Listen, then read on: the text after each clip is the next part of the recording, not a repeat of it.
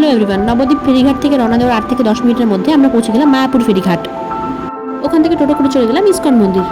ওখানে পৌঁছে দেখি মন্দিরের গর্ভগৃহের দরজা বন্ধ হয়ে গেছে, কারণ তখন 1টা বাজছিল।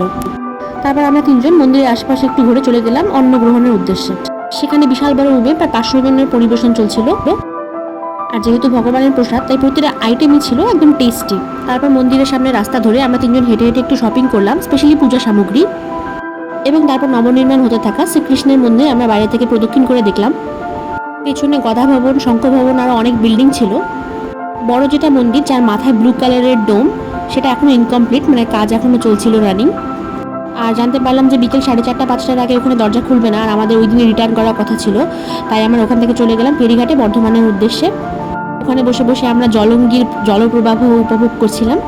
যেহেতু একদিনের জার্নি ছিল, তাই আমাদের একটু রাশ হয়ে গেছিলো, but it was worth it. খুব ভালো লাগলো আমাদের। আর ওই যে ওখানে আমাদের ফেরি আসছে,